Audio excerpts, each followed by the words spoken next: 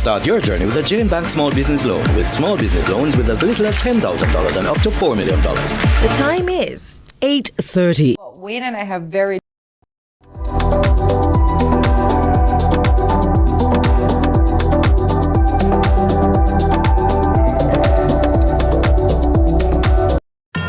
From politics to global events, from social issues to breaking news, Lead Story Prime dives deeper, cuts through the noise, and uncovers the stories that shape your world. Join us every Tuesday at 8 p.m. for Lead Story Prime with me, George Davis, for an hour of incisive analysis, expert interviews, and unparalleled coverage of the issues you care about. Lead Story Prime, your front row seat to the most compelling discussions. Lead Story Prime, where the truth comes first. Only on CVM TV.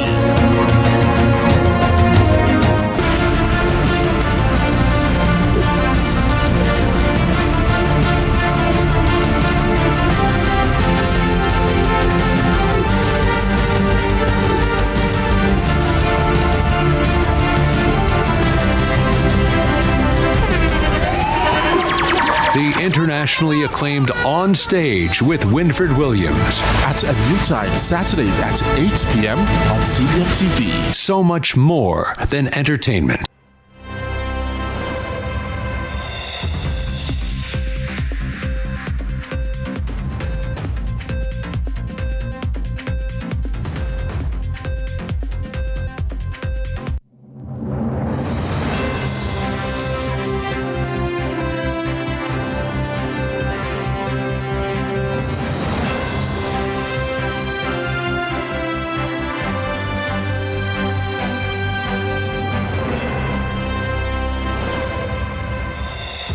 Coming up in CVM News at 7, PNP Rally serves political attacks and counterattacks in Crossroads. JLP questions PNP support for St Thomas when they had power.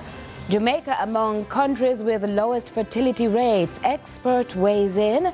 In Farming Forward, we explore aquaponics in Jamaica. And in Inspire Jamaica, coping after thoughts of self-hurt.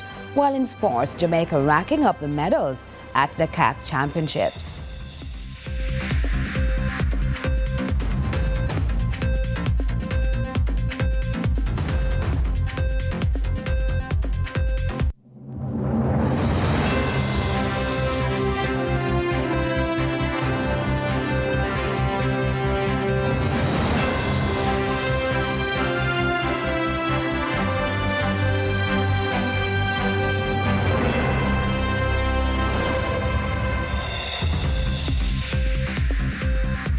Hello from Kingston, Jamaica. This is CVM News at 7 for Sunday, August 17, 2025.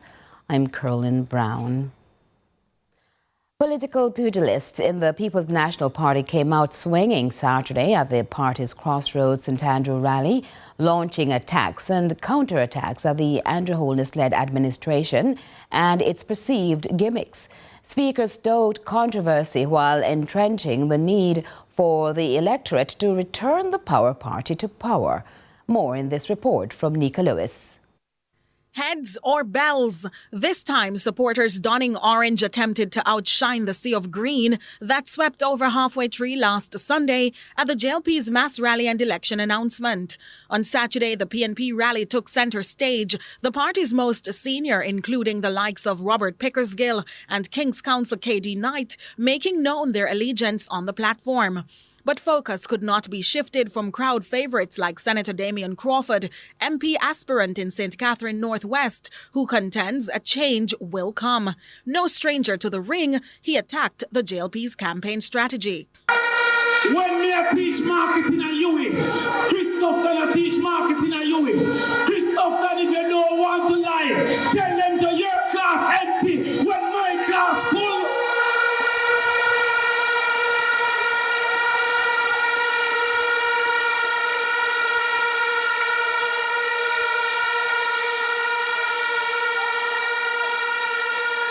But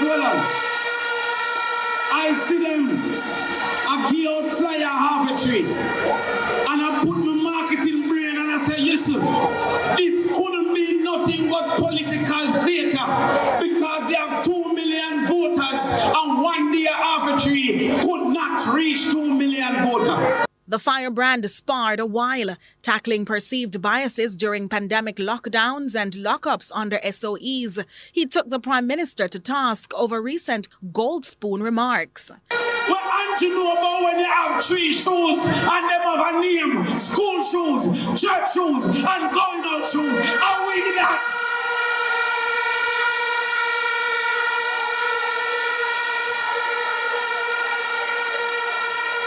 So don't style Mark Golden, because we around him will defend him to the end, because we know. Momentum didn't die with the senator as the tactics shifted with an emotional play around family pulled by General Secretary Dr. Dayton Campbell. I have my little daughter here with me and I want to call her to come forward. Where's Madison?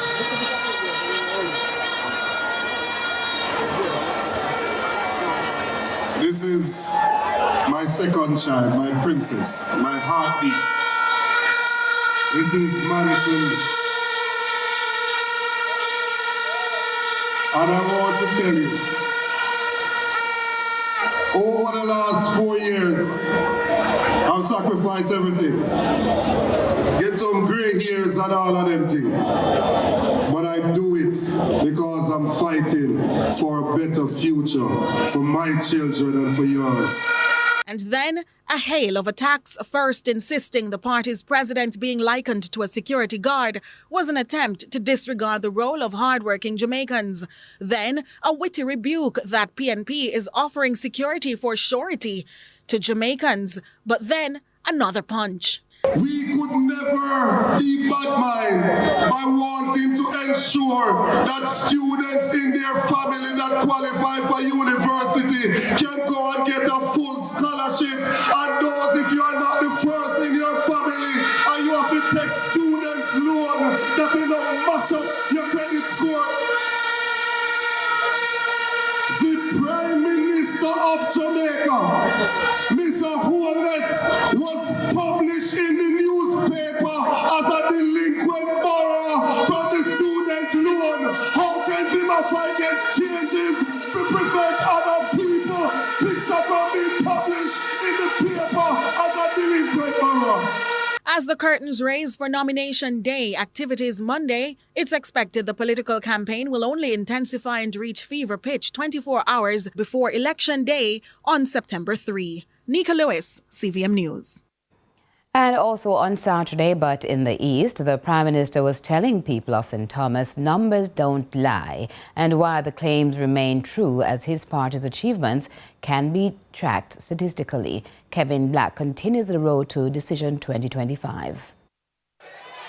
I mean, I hear that there is something going on somewhere else, but, you know, this look like it could compete. Prime Minister Andrew Holness is figuratively putting his money where his mouth is as he provides statistics to back up his claims of prosperity enjoyed by the nation. He insists the economy has risen under his leadership while the murder rate has dwindled. Speaking at the Jamaica Labour Party, JLP, parish meeting in St Thomas Saturday night, he outlines his administration has resurrected the economy during their tenure of leadership. For the last 50 years, we have been financing our development by debt, borrowing. That has created a big problem. It has made us vulnerable, exposed to changes in the global economy. We have cut the murder rate by almost half. When we took over, the murder rate in Jamaica was somewhere in the region of about 49 per 100,000, meaning 49 persons were murdered in every 100,000 population in Jamaica. Today, you are somewhere, if you annualize it, to about between 25 and 20 per 100,000. Murder rate cut. Holness also shared how effective he deems his administration in combating employment issues among the youth. Since this government, what has happened? I want you to listen carefully. We took over the debt at somewhere around 130% of GDP. Unemployment was somewhere in the region of 13%, meaning 13 in 100 persons who are looking for a job couldn't find job. You know what the unemployment rate is today? It is now 3.3%. Only 3 persons in every 100 that is looking for a job can't find a job. He alleges St. Thomas was long neglected under the PNP's leadership, adding it was the efforts of the JLP that sped up the parish's development.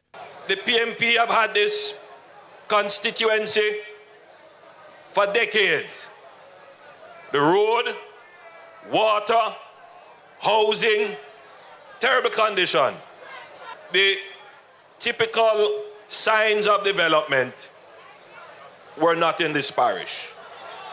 Prime Minister Holness says the JLP's work speaks for itself, leaving no doubt in his mind that they will sweep the once forgotten parish of St. Thomas in the upcoming elections. Kevin Black reporting for CVM News.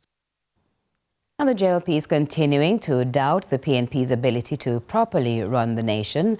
Multiple speakers chided the opposition's efforts at trying to prevent the third term, alluding to the nation's development being stagnant under a PNP leadership.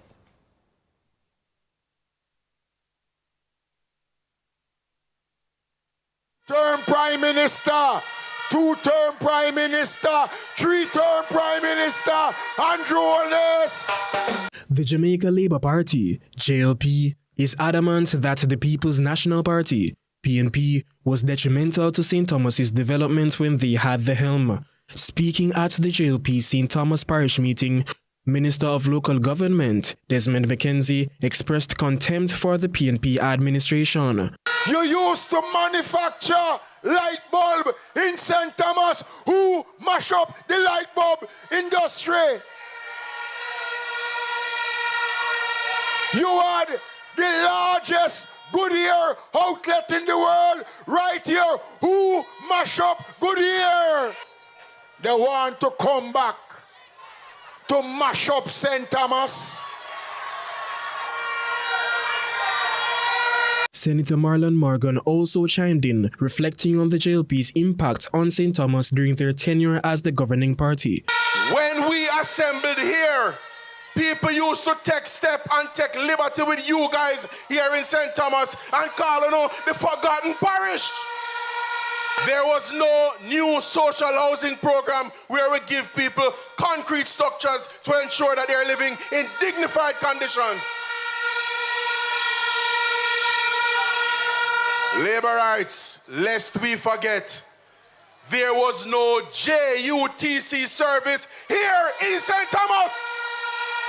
Minister of Labour and Social Security, Pernell Charles, also addressed the now viral combination of political billboards from both political parties in Clarendon South East. Myself and my team, we erected a banner, which you might have seen on TikTok, where the PNP put up a banner said, "Time come." And we put up a banner beside it said, "To choose Jamaica." I got a message that the PNP, under the cover of the night, went up and took down our banner, "To choose Jamaica." The party urged voters in the Eastern Parish to support their efforts to stay at the helm. Kevin Black reporting for CVM News. The Ministry of Agriculture, Fisheries and Mining, through the National Fisheries Authority, the NFA, has provided fishers with vessels and engines under the Government of Jamaica's Fisheries Production Incentive Program, and they are reportedly designed to enable fishermen to go further out at sea. We go back to Kevin Black for more details. Fisheries already has started to elevate. You used to just have a division in the ministry. Now you have your own authority. 5 young fishers from St. Elizabeth and Westmoreland were provided with vessels and engines to enhance their productivity and safety at sea. This initiative emerged from the collaborative efforts of the Ministry of Agriculture, Fisheries and Mining and the National Fisheries Authority, NFA. Speaking at a handover ceremony at the NFA's office in Black River, St. Elizabeth, Minister of Agriculture, Floyd Green, says the initiative seeks to encourage more young people to pursue careers in fisheries. So we crafted as a part of our Fisheries Incentive Program, a program that will run for the next 5 years. This is not a one-year program. It will run for the next 5 years, where we've started by doing 20 boats and engine at a cost of about $46 million. Over 20 fishing beaches will be touched this year from this program. He adds plans for expansion are being put in place, which will see an increase in the number of boats for distribution. This is not a one-year initiative. This is just the start. So we are going to look to continue to do this program, and already, because the feedback has been so good, not only are we going to continue this program, we're going to look to expand the program. So I've already said to Dr. Bellamy, not this financial year, but by next year, we want to move from 20 to 40. Minister Green placed emphasis on his ministry's intentions to provide greater investments expected to benefit all stakeholders within the fisheries sector. Right, work with the National Fisheries Authority, put your training to use and use the best practices, and also we expect that you will be more efficient, you will get greater catch because you'll be able to go further out with these boats. We did, under our training program, we would have distributed about 21 engines across various beaches in Jamaica over the space of the last year. We want to replicate that and do more. But what we're going to do is tie it to training programs. Come train, you do well, we will help you. Like the top 3 who come out, you get an engine so you can continue to do. We are going to continue to invest in our fisheries sector. The minister cautioned the officials to ensure they follow best practices and work closely with the NFA. Kevin Black reporting for CVM News. Now, tomorrow, Monday, marks Nomination Day, a pivotal moment in Jamaica's democratic process as candidates officially enter the race for upcoming elections. The Electoral Commission of Jamaica, the ECJ, will open nomination centres from 10 a.m. to 2 p.m. for parliamentary hopefuls and from 12 noon to 2 p.m. for by-election candidates. Candidates must submit signed nomination forms and pay the required fee, $15,000 for general elections and $3,000 for by-elections. Among the high-profile nominations, Prime Minister Andrew Holness is expected to be nominated in St Andrew West Central at around 10:30, while Opposition Leader Mark Golding will file his papers in St Andrew Southern at approximately 11:30. Both leaders are expected to arrive with strong party support and vibrant street processions. The ECJ underscores the importance of Nomination Day as the formal start of the campaign period and a cornerstone of electoral transparency. Now, Jamaica was recently listed among the countries with the lowest fertility rate in the world, now at just 1.3 births per woman, well below the replacement level of 2.1%. Obstetrician and gynecologist Dr. John Harriott says widespread misconceptions about reproductive health are partly to blame. Carla Ramdeen has more in this report. As Jamaica's fertility rate continues to decline, obstetrician and gynecologist Dr. John Harriott says misconceptions about reproductive health are partly to blame. Dr. Harriott notes that about 15% of Jamaicans face fertility challenges, yet many assume the only solution is advanced reproductive techniques to conceive. A lot of these patients can be managed medically or because of surgical intervention, so we can do fertility enhancing surgery, depending on the age. For the patients who, the issue in Jamaica is that fertility is not covered by insurance, and therefore any access whether to surgical care or to assisted reproductive technologies is based on self-payment, and therefore there are inequalities to access. Dr. Harriott adds, many patients do not fully understand their reproductive window and often seek conception assistance when their eggs are no longer viable. The problem, he says, is not just on the female side. He explains about 50% of couples who struggle to conceive are affected by male subfertility, which is the difficulty or impairment in getting pregnant, and nearly 50% of those cases are linked directly to male reproductive health. That means will not accept that there is an issue on their side, and it's always that the women are charged with being at fault, and it's not necessarily so. All right, so that's one of the things that we have to be clear on. Dr. Harriet adds that lifestyle factors like obesity, smoking, and excessive alcohol consumption also affects fertility. Dr. Harriet is urging nationwide promotion of early health-seeking behaviors, including prenatal assessments before conception, to identify potential challenges. To have patients conceiving at early, have patients seeking conception at antenatal clinics. We need to broaden the spheres for prenatal assessment of patients where they can be assessed prior to conception to see if there are any deterrents for them getting pregnant. Carla Ramdeen, CVM News. Now the question is being asked, is aquaponics farming a new or old way of farming? Well, here's Druselle Mills with some answers on Farming Forward.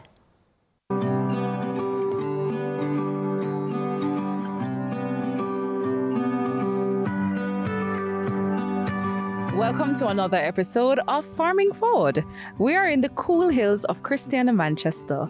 What do you know about aquaponics farming? We're here with Paul Barrett and we are going to be finding out more. Essentially, it's using water that the fish live in and growing crops with that water. So it's a combination of aquaculture, which is the cultivation of fish in an enclosed system, and the production of crops, which is hydroponics. And so the combination of the words aquaculture and hydroponics, you have aquaponics. So essentially that's what it is. Mr. Barrett mentioned this is an old method of farming which incorporates new technology. It includes a series of pumps which circulates the water. It includes filtration, removing the waste from the water so you don't have an accumulation problem. And it includes, just cycling back of that same water, in a sense, back to the fish. There's a requirement to add fresh water because the plants will transpire, plants will use the water. And so it's a system that you will still need to add water to, but it uses 90% less water than traditional methods. So it has implications for persons who have challenges in water, and that's one of the reasons why I actually started it. Mr. Barrett's love for farming is coming from many generations. Here's how he got started. I've always been interested in farming. My grandfather was a farmer, my father was a farmer. And so even though my background is really in shipping and navigation, I've always loved farming. And so I've always loved farming in a modern sense. So truth is that I've always looked for other ways and means of farming. I think maybe probably about 15 years ago, I read something about aquaponics. I read a journal, agricultural journal about aquaponics. And then I experimented with an aquarium, and scallion was my first crop. So after doing that, I realized that it's something that could work. And then I ventured into just some more experimentation. And like everything in life, there are stages to aquaponics farming. Here are a few. The first component of any aquaponics system is the sump. And the sump is really the lowest point where the water starts to circulate throughout the whole system. And in the sump, and there's a familiar word, the pump. So the sump is where the first pump is, and that water is usually the cleanest water in the system. And that water is pumped to the fish tanks. So it moves from the sump tank to the fish tank through a series of filters. From those series of filters, it then goes to the plants, and then it comes right back to the sump. Okay. So that's a circular recirculating system that is designed in most aquaponic systems. So the other stages include solids overflow pipes, which take the waste from the fish tank to the solids filter, to the net filter, to the biofilters. What it does now, it holds the solids, are the solids that do not sink. This is called suspended solids. It holds it and it traps them along the nets. As you can see, it's trapped right in the nets here. And then there's another filter, which is the biofilter. This is actually also a biofilter. A biofilter is any surface area where that will house beneficial bacteria for the process of nitrification to take place. And the process of nitrification is really a fancy word to saying you're converting the ammonia waste into nutrient-rich nutrients for crops, fertilizer for crops. All right, these are called bioballs, and it's just a lot of surface area in a small space. So one of these bioballs will be about 2 square feet of surface area. And then this is what houses predominantly a lot of your beneficial bacteria for the system to operate. All stages are important, as this is how clean water is generated to supply the plants. The cleanest area is called the degassing tank. This supplies the entire system with clean water. Next week on Farming Forward, we get the results of what Mr. Barrett produces with his aquaponics farming skills. See you then.